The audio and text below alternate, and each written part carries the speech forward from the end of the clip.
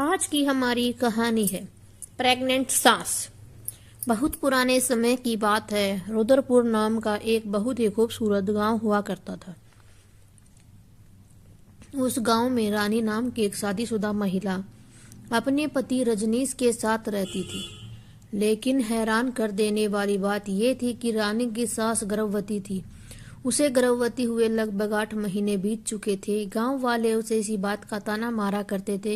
एक रोज जब रानी अपनी सास के साथ अस्पताल से चेकअप करा के वापस आई, तब एक बूढ़ी औरत, ये देखो, इस बुढ़िया को शर्म भी नहीं आती।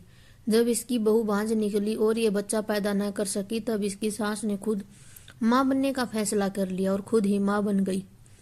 दूसरी ओर, सही कह रही हो चाची, इस बुढ़िया को तो बिल्कुल शर्म नहीं आती। इसका पति तो न जाने कब मर चुका है, फिर भी इस उम्र में पता नहीं किसने इसे गर्भवती बना दिया। रानी की सास, तुम लोग अपने काम से काम रखो। किसी दूसरे के ऊपर लालचन लगाने से पहले एक बार सोच लेना चाहिए कि आखिर उसकी क्या मजबूरी रही होगी। पहली औरत, मजबूरी कोई भी रही हो, लेकिन इस बुढ़ापे में मां बनना आपको शोभा नहीं देता। जब आपका पति भी जिंदा नहीं है तो हमारे गांव वालों पर क्या फर्क पड़ेगा इसका। आज ही प्रधान जी से बोलकर इस औरत को गांव से बेदखल करवा देती है हम लोग। रानी, सासू माँ घर चलो, इन लोगों के मुंह लगने से कोई फायदा नहीं। रानी अपनी सास को लेकर घर आ गई। रात को जब रानी का पति रजनीश काम से घर लौटा, तब उसने अपनी माँ का हाल चाल पूछा। क्या बोला डॉक्टर साहिबा ने, हमारा होने वाला बच्चा स्वस्थ तो है ना? रानी, चिंता वाली कोई बात नहीं है, अगले महीने ही डिलीवरी हो सकती है, ऐसा डॉक्टर साहिबा ने बोला है। रजनीश, मुझे समझ में नहीं आता माँ कि मैं आपका किस मुंह से शुक्रिया अदा करूं।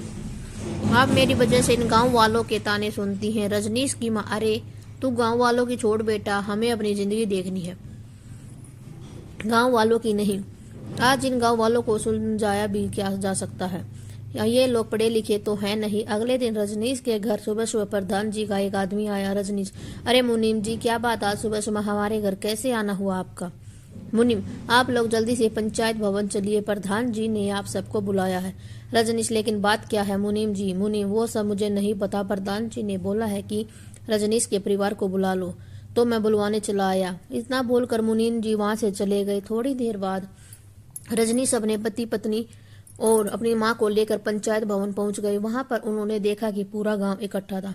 प्रधान जी, रजनीश, इन गांव वालों का कहना है तुम लोग इस गांव में रहने के लायक नहीं हो। तुम्हारी माँ गर्भवती, अपना फूला हुआ पेट लेकर इधर उधर घूमा करती है। आपके पिता भी जिंदा नहीं है, तो इन सब का असर गांव के नौजवानों पर पड़ता है। इस बारे में तुम्हारा क्या कहना है? रजनीश, प्रधान जी, बात यहाँ तक पहुंच जाएगी इसकी तो मुझे कभी उम्मीद ही नहीं थी, लेकिन लगता है आज सारी सच्चाई आपको बतानी ही पड़ेगी। अब कहानी कुछ सालों पीछे से शुरू होती है। रजनीश की शादी रानी के साथ हुई। उसकी सास ने रानी का स्वागत बहुत ही धूमधाम के साथ किया। रानी की सास, बहू, तेरे ससुर जी के गुजर जाने के बाद मैं इस घर में अकेली हो गई थी, इसलिए मैंने रजनीश की शादी कर दी। लेकिन तू भी काम में बिजी रहती है, इसलिए जल्दी से मुझे पोता दे दे ताकि मैं उसके साथ खेलती रहूं। रानी, ये सब तो भगवान के हाथ में है ना माँ जी। इतना कहकर रानी शर्माते हुए कमरे में चली गई। ऐसे ही दिन बीतते गए, लेकिन रानी माँ नहीं बन पाई। रजनीश की माँ, रजनीश बेटा, शादी के 3 साल बीत चुके हैं, लेकिन तुम लोग मुझे अभी तक पोता नहीं दे पाए। जाओ जाकर डॉक्टर को दिखाओ, वह कहीं बहू में कोई कमी तो नहीं। रजनीश, माँ, ऐसा जरूरी तो नहीं कि कमी केवल रानी में ही हो, कमी मेरे अंदर भी तो हो सकती है ना। रजनीश की माँ, हाँ, तो तू खुद की भी जांच करा लेना, पर मुझे किसी भी कीमत पर पोता चाहिए। इस साल उसके लिए चाहे जो भी करना हो। रजनीश, ठीक है माँ, मैं आज शाम को ही डॉक्टर के पास रानी को लेकर चला जाता हूँ। शाम को रजनीश अपनी पत्नी रानी को लेकर डॉक्टर के पास चला गया। डॉक्टर ने रजनीश और रानी दोनों की जांच की। उसके बाद उन्होंने कहा, देखिए, आपको परेशान होने की कोई जरूरत नहीं है, आप दोनों में ही कोई कमी नहीं है, आप दोनों जल्द ही माँ बाप बन जाओगे। हाँ, कुछ नॉर्मल दवाइयाँ तो दे देता हूँ जिससे थोड़ी हेल्प मिल जाए। डॉक्टर ने उन दोनों को दवाइयाँ दे दी। दोनों घर आ गए। घर आने के बाद रजनीश ने यह खुशखबरी अपनी माँ को सुनाई। रजनीश, माँ, चिंता करने की कोई बात नहीं है, डॉक्टर ने बोला है कि हम दोनों के अंदर कोई कमी नहीं है। रजनीश की माँ, ठीक है बेटा, मैं इंतजार के अलावा कर क्या सकती हूँ। ऐसे ही दिन बीतते गए और कुछ दिनों बाद रानी को अचानक उल्टियाँ होने लगी। उस दिन रजनीश काम पर गया हुआ था। रानी की सास, अरे बहू, तूने तो बहुत जोरों की उल्टियाँ हो रही है, क्या हुआ, तेरी तबीयत खराब है क्या? चल जल्दी चल, डॉक्टर के पास चलते हैं। रानी, अरे नहीं माँ, मुझे बहुत कमजोरी लग रही है, मैं डॉक्टर के पास नहीं जा पाऊंगी। रानी की सांस कमजोरी लग रही है और उल्टियां भी आ रही हैं। इसका मतलब तो साफ है कि इस घर में अब खुशियां आने वाली है। उसकी सास ने फोन करके तुरंत डॉक्टर को बुला लिया। डॉक्टर ने उसकी जांच की तो उसकी सास की खुशी का ठिकाना न रहा। डॉक्टर मुबारक हो, आप वो जल्दी जल्दी दादी बनने वाली हैं। रानी बिटिया गर्भवती हैं, इसका अच्छे से ख्याल रखना, ज्यादा भारी सामान न उठाने देना।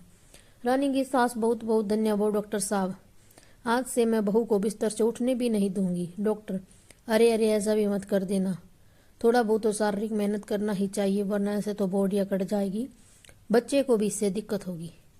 रानी के साथ डॉक्टर साहब मैं तो मजाक कर रही थी। इसके बाद डॉक्टर साहब चले गए। शाम को जब रजनीश आए तो उसकी सास ने बहुत ही खुशी खुशी अपने बेटे को यह खबर सुनाई।